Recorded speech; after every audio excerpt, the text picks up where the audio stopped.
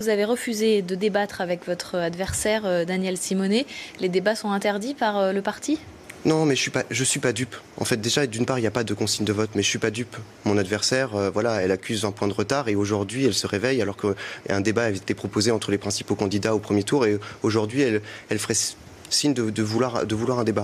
Moi, je pense que l'offre politique, il est clair. Et les Français, sur la 6e circonscription de Paris, ils ont en face d'eux quelqu'un qui propose un programme, notamment celui d'Emmanuel Macron, mais aussi un programme pour la circonscription, puis quelqu'un qui s'oppose, qui est toujours dans cette logique d'obstruction, de vouloir toujours critiquer avec le même dogme d'il y a 30 ans. Et donc, sur ça, je ne vais pas rentrer dans le débat parce que, en fait, c'est ce que souhaite mon adversaire.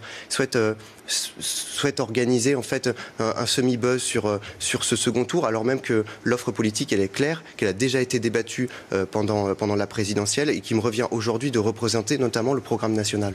Mais qu'est-ce que vous risquez à débattre avec votre adversaire ? Mais je ne risque rien. Je ne souhaite tout simplement pas rentrer dans cette logique-là. Est-ce que c'est votre choix ou est-ce que c'est celui de votre parti ? Non, c'est mon choix. C'est mon choix. D'ailleurs, il y a des candidats de La République En Marche qui ont fait le choix de débattre avec leur adversaire. Oui, et pour certains, ça ne s'est pas très bien passé. C'est le cas de Fabienne Colboc, dont vous avez forcément entendu parler, sur le plateau de France 3, Centre Val-de-Loire, qui s'est retrouvée un peu en difficulté, avec un discours difficilement compréhensible et des phrases... Moi, je ne souhaite pas qu'il y ait de débat avec, mon offre politique, de la caricature. Quand je suis sur le terrain et que je débat avec Madame Simonet, et puis que je débat aussi avec les autres Français, les seuls mots de Madame Simonet dans sa bouche, c'est aujourd'hui Macron, c'est tous précaires, Macron, c'est la casse du travail.